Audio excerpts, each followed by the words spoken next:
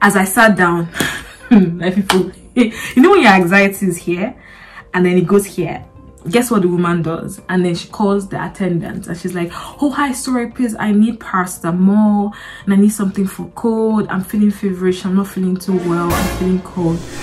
The look on the attendant's face, the man beside me just turned to the right. I was just like, for like the next 1 hour in that flight, I was just calculating the coughing in my eye, in my nose, in my mouth, on my food. I was calculating all the different times we had contact. I was calculating my future.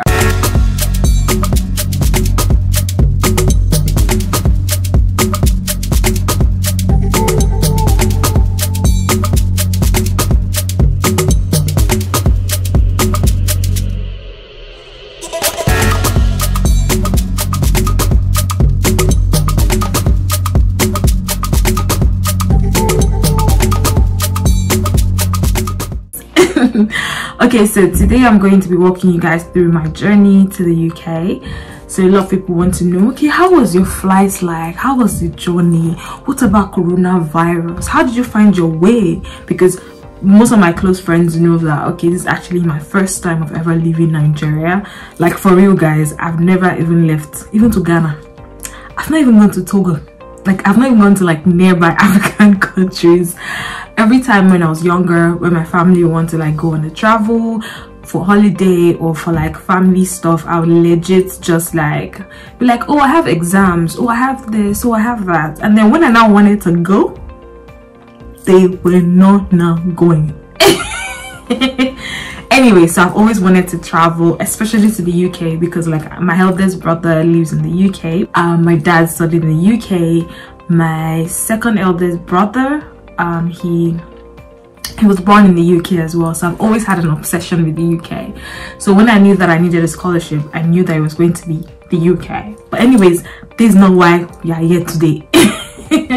So I'm going to be walking you guys through my journey. I did like a whole lot of videos and I'm going to be showing you guys them. So firstly, for someone like me that has never left the country, I got my ticket. It was the same week I was actually supposed to travel. I traveled with Virgin Atlantic, and when I saw the ticket and then I saw that the time was like 9 AM, I was like, who's gonna get on a ticket? You know, there's a way they write it on the tickets. They write things like you need to be there 3 hours to the time. And I was like, mommy, I'm a sleepy person. Like, I sleep a lot. So if we're supposed to arrive there at 6, what time are we supposed to wake up and dress up? Like, I was literally panicking. And my mom, you know, she's traveled a lot. My dad has traveled a lot. They kept telling me, Faith, calm down, it's not that serious, it's not that deep, like, you don't rush yourself, just get there at the time you can get it. I'm like, eh, is it you that paid for the ticket? Is it my money? Is it my time? What do you mean? I'm like, please, I'm not the one to pay for this shit. I'm not about to miss this flight because I got no money to pay for another one, because to pay for another flight would be like about 500k ish at that time, because like many people were not really traveling because, you know, there were still lots of lockdown restrictions in Nigeria. And I was like, eh, please, oh, let's get there. Anyways, on that day, as a late comer that I am, I literally woke up at 6. I woke up at 6. I'm not even kidding. Like, I woke up at the time we're supposed to get there, and then I was panicking. My mom didn't even answer me. She was legit just making noodles. She was eating. She was chilling. I was like, it's still 7. And my mom was like, oh, let's take pictures. They're like, do you know you're traveling for a year? All this panicking, you're panicking. This is not the memory we want to have of you.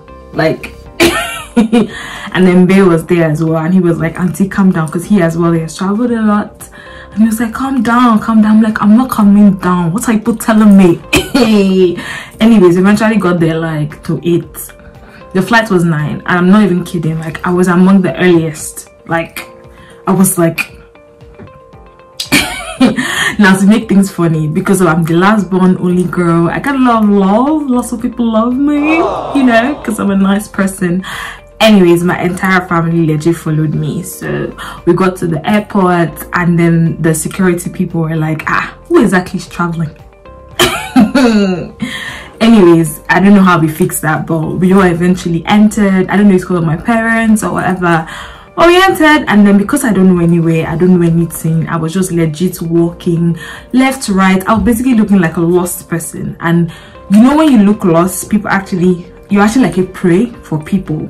So because I was looking lost, I was also like, hey. So there was one agricultural police that locked eyes with me, and he was like, okay, sorry, you come and check your load. I was just like, God. My mother was like, oh, this girl, I have told you. Because before I left, everybody gave me like this briefing. Oh, be careful with the airport, they're going to stop you, don't act like you don't know what you're doing, don't act suspicious. I'm like, I'm not acting suspicious, I don't know what to do. I can't, do I know where to go? Hey, see me, see, while am I going to pretend? You get? So legit, so the man checked, I didn't have anything wrong, so there was really nothing for him to see actually. So we got to the check-in place. Yeah, I did all the check-in. They checked my load. Obviously the load was too much, but thankfully the flight that my wonderful chef put me on was Virgin, and Virgin allowed 3 luggages, so I just had to like pack everything to a new luggage. So my mom gave me this bag. When we were in the house, my mother was telling me carry extra bag. I was like, no, I'm not carrying extra bag. I'm not carrying, there's no need.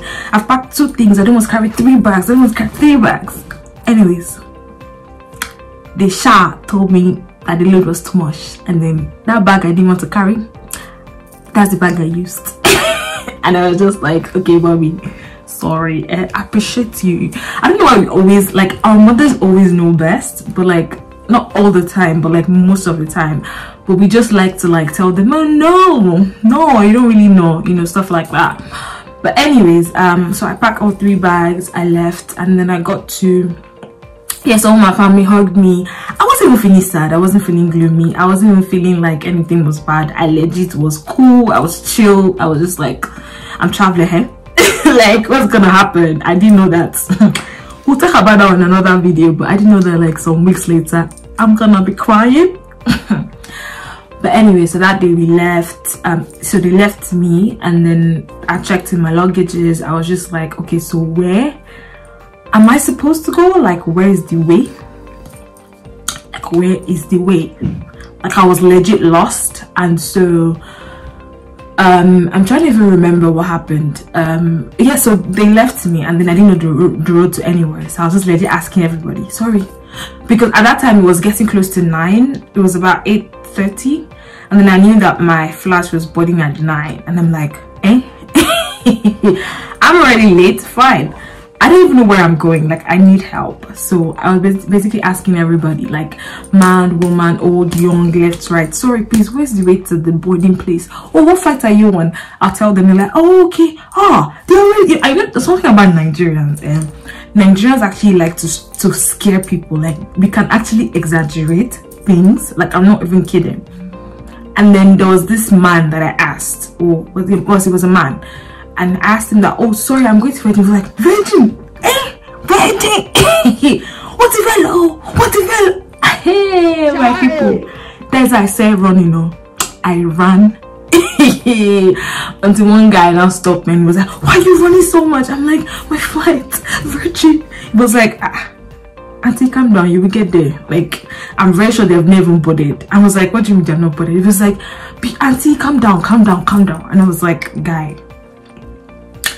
But then I realized that even if I run or I don't run, I legit can't kill myself. Anyway, so after that, I got into the plane. Yeah, so when I got into the plane, guys, till now I don't really know the way, because I legit didn't know where my chair was. I'm not even kidding. I didn't know where my seat was. Like, people just seem to know where they were going. I did not know where I was supposed to go. Like, I was so lost, guys. Like, I was so lost. And so I was just going left, right, center, back, front, right, and I just sat down in some random place. I knew the number, but I didn't know like which one was A or B or C or D or E or Q.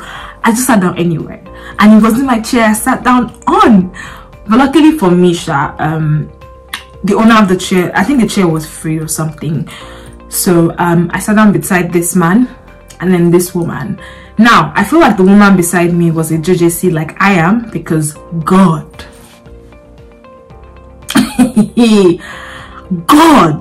she was just calling our entire family. Good afternoon, here this thing. "Hi, we are inside, oh, we are inside, we are here, oh, hey, we are sitting down." And then they told us to switch off our phones. She was still calling. I was just like, hey God, this woman that sat down beside. And then she was not really wearing her mask well, and then she was not young, so it was very difficult for me to say, "Oh ma, please wear your mask well." The only thing is that I was like a very paranoid person on that trip, because I wore like face masks, I wore face shield. Let me even tell you guys something. So that face shield, yeah, that's actually my first time of wearing it, and I didn't know that I was supposed to remove the nylon on it. So I was basically struggling to see, but because of my paranoia, I decided to sit down. And then the man beside me, that's actually how we started our conversation, and he's like, "Do you know that the nylon is still on this thing?" And I was like, "Hey, I hear me to me, but me." I was so embarrassed, guys. When I tried to remove the nylon, and I just realized that, so is that how I've been working like throughout the airport? Like, anyways, let's move on. Yeah, so basically, because I've never traveled on an airplane internationally, so I've taken local flights. I didn't even, like, I'm not used to a lot of things, because a lot of things are actually different. So everything the man was doing, I was legit just doing it. So if the man brings out the table stuff, I bring it out. If he presses the TV stuff, I just press it. I was just basically doing everything I was doing, yeah. And then they came for food, so they were like, "Oh, what you guys want to eat? What you guys want?" Obviously, I don't know, I've not traveled. And food is something that I don't like to risk outside, because you don't want to eat something that is horrible, and I had not eaten because of my fear, so I didn't want to risk it. So when the man said, "Oh, rice and stew and chicken," I'm like, you know what, rice and stew and chicken, because even the second thing they said, I really can't remember the way it sounded, yeah. And then the woman as well, I'm sure it was the same calculation that she was calculating, and then she also said rice, stew and chicken. So they went, they brought it, awesome service, virgin, by the way. The rice was really good. It was really small, by the way, but it was so good, and some other snacks and all. I finished it. Some people, I was hungry. I was hungry. My mother told me to eat before I left. I was like, "No, mommy, I'm not gonna eat." I was starving so much. And then the man beside me, I just heard him call like the attendant, and he was like, "Oh, hi, sorry, please, I need rice and chicken." My mind, I'm like, I thought this man has been traveling. Like, how can you ask for more? Like, what's that? My people, surprisingly, they brought more food for him. Like, but then they didn't have like the rice and stew though, but they brought the other one that we did not order. So when they came, I was like, sorry, please, me, I want, thank you. And then the guy was like, "Oh, sure, how many do you want?" I was like, "Oh, there's an how many here? Oh, please, oh, you serious?" I'm like, "2, please." And then the woman beside me, the same thing. She was like, "Oh, yes, 2, please." Anyways, so she got as well. Waited for a while. They finally brought it. I was so excited because I was so hungry. So I was like, "Oh my God, amazing service." They actually bring in 2 food, 2 snacks, 2 everything, like lots of drinks and all. I took 1 spoon, my people, and I was like, I don't think I've ever eaten anything that tastes as bad as that in my life. Like, I'm legit not even kidding. Like, it has to be one of the worst things that I've ever tasted, because every single thing was just like, "Oh God, what is this?" Like, it didn't even look attractive, you know. But I thought that, you know, there's some things I eat and they don't look attractive, but they taste well. It didn't look good, it didn't taste good. I like you guys, virgin, but not far. It just tasted horrible. Like, I can't even describe it. It tasted like shoe or like spoiled beans. It was just horrible. Like, guys, it was legit horrible. It was terrible. So basically everything they bought, we just packed it inside a nylon, and then we kept it down, and that was just it. Like, that was legit it. It was just over, it was done. And then even the woman as well, she didn't eat it. Even the man as well, he didn't eat it. Like, it was terrible. I'm trying to remember what happened. Yeah, so my face mask was off. So my face cream was off. Then my face mask was down, and then this woman besides me starts coughing. And it's not like it's not like, okay, like there's something in your throat, that kind of thing. Yeah, so it was legit like like our eyes were like red. I quickly put up my mask, But then I remember that there's the eye thing, and then there's the touching things. Oh God, the anxiety. And then she was coughing and coughing. The man beside me was just chilling because he was on his face shield, with his face mask. That man was legit very careful, hand sanitizer, everything. I was the one beside her, and I already calmed down because I was trying to eat and all. I just told the man, sorry please, can I go to the toilet please? So I told her to just wait, and then I passed. I went to the toilet because I'm like, maybe by the time I come back she'll have cough finish. So I go into the toilet, guys. I legit knelt down. Okay, I didn't kneel down, but I knelt down in my mind. And I was just like, God, have mercy on me. Like, it's not the plan. I didn't win scholarship to come and die. I didn't win scholarship to come and catch coronavirus, please. And earlier in the year, I had like one serious health issue. So I'm like, I don't think my body can handle another one. Please, God, have mercy. I'm not kidding. It's funny now, but in that moment, I was like, hey, is this why I got chubby? Like, why do bad things always happen to me when good things happen to me? I was just panicking, but I was like, you know what? Why you should just have a cough, guys? Like, calm down. It's just a cough. You know, maybe it's that horrible thing that gave her a cough. So I was done. I didn't even really use the toilet. So I left and I came back. As I sat down, like people, you know when your anxiety is here and then it goes here. Guess what the woman does? And then she calls the attendant and she's like, oh hi, sorry please, I need paracetamol and I need something for cold. I'm feeling feverish, I'm not feeling too well, I'm feeling cold. The look on the attendant's face, guys. The man beside me just turned to the right. I was just like for like the next 1 hour in that flight, I was just calculating the coughing in my eye, in my nose, in my mouth, on my food. I was calculating all the different times we had contact. I was calculating my future. I was calculating why I applied for traveling. I was calculating why I was coming to the UK. Like, guys, I'm laughing now, but it wasn't funny. Like, I was so convinced she had coronavirus and I had coronavirus because you're feeling feverish, you're coughing like that, you're having headache, excuse me. And then the way the woman was doing, I worried about, you know, because she wasn't even being protective. She wasn't wearing masks, she wasn't acting safe. So I'm like, this woman might actually have gotten coronavirus, obviously. So throughout the rest of the flight, I just wasn't in a good place. I eventually started listening to music to just get my mind off it. Even though it wasn't working, I was just worried. I was just bored. And then I started checking like all the different things on the TV, and then I saw something about there was something about maps that shows you the journey. So moving from like where you are to where you're going. And then I saw a part where there's a lot of water. And then I'm already anxious about having coronavirus. Now I'm anxious about us passing over water because I'm very scared of heights. Like all the times I took planes in the past, throughout the journeys, I was very paranoid. My heart was racing. For some reason in this one, I was calm until I saw that we're passing over water. And my people, I was panicking. Like, I was panicking. I tried everything. Anyways, long and short of the story, we landed safely. I got there. I was so happy. I was chilling. I was just like, ah, God, finally away from this woman.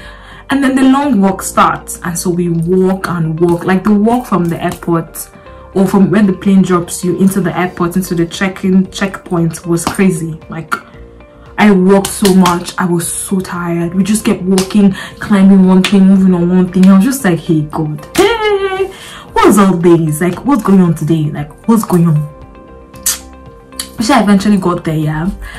We stood there. I couldn't really make videos in that place because I don't know, there were a lot of things. I don't make videos because of safety and all, so I didn't make videos. I got to the man. He just asked me a few questions. I think he said, oh, what course are you studying? Oh, where are you going to be living? Oh, that's very nice. It was just really cool. Like, I really thought that they were going to be acting somehow because of maybe my country or whatever. He didn't even discriminate. He didn't even act like anything. I don't know.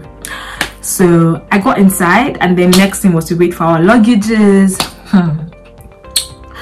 Guys, out. I did not find my luggage.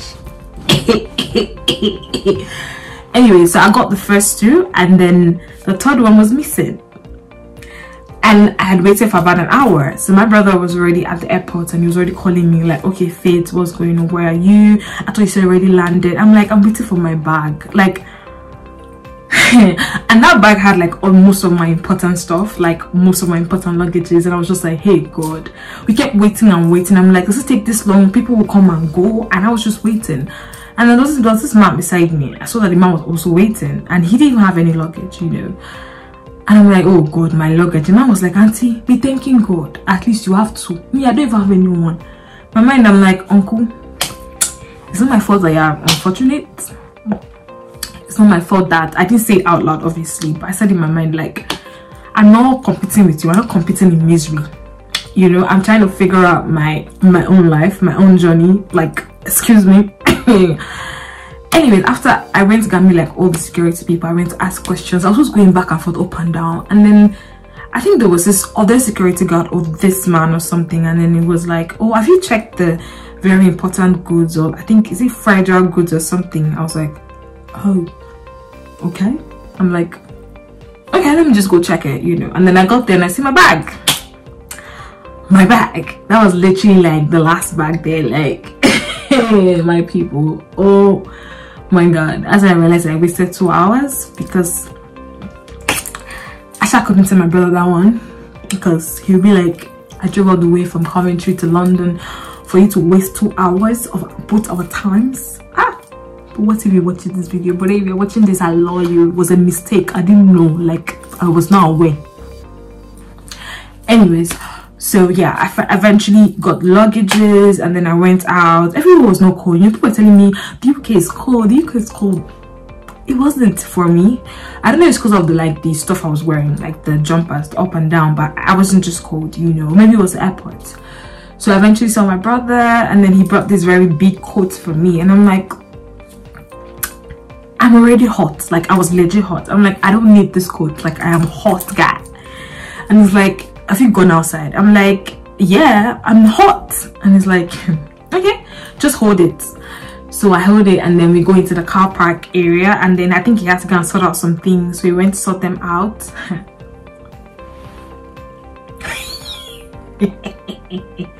He was bad.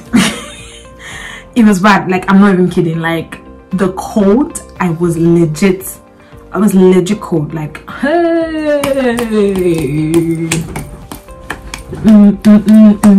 the cold, hey. And then for some reason he was now delayed, so about for 15 minutes I was freezing. Like, I was like, eh? Eh? What is this weather? Like, till now, guys, I'm legit not used to this weather, and I'm going to talk about this in like the next video, you know, how I'm settling and all. But guys, it felt like I was inside a freezer. Like, I was locked inside a freezer. It's just that I could breathe. Like, that's how I felt. I quickly wore the jacket. Like, nobody begged me. I wore it. Like, he didn't even give me the jacket, I remember. So he came back. As he brought the jacket like this, I wore it. I said, sorry, I made a mistake. This was not the plan. I didn't know. Like, you warned me, but I didn't know. So I went sha, and then we got I think one a sandwich or something. It was very nice. One drink. I didn't get the taste of the drink, but I loved the sandwich. And then going to the car was very weird because, you know, they drive at the right side, we sit at the left, but I got used to it. And then we drove all the way home, and the journey home was so beautiful. Like, everywhere was so beautiful. Like, no, this place is beautiful. Like, I can't even take that from them. Like, it's so beautiful. Like, our estate is beautiful. Everything was just lovely, you know. I was just like, oh God, I'm so proud of myself. Like, I'm here.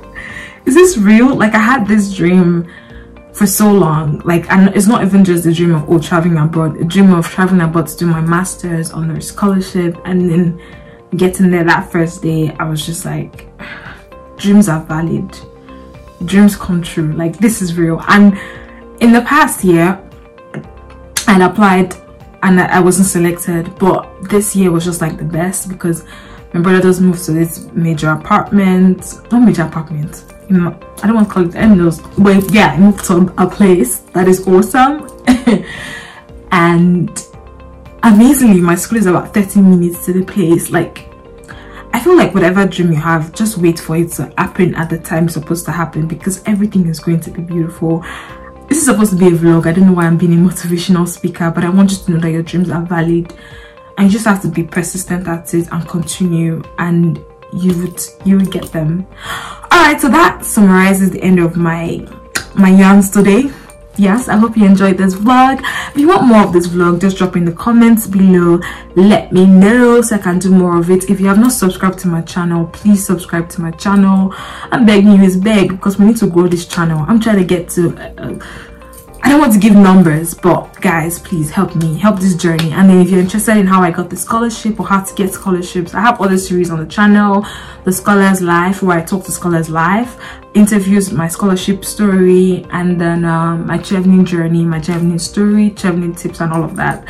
Follow me on social media and let me know what kind of videos you want me to do next. Just drop possible ideas in the comments below. If you have questions for me as well, just drop in the comments below, and we're gonna have a nice time. All right guys,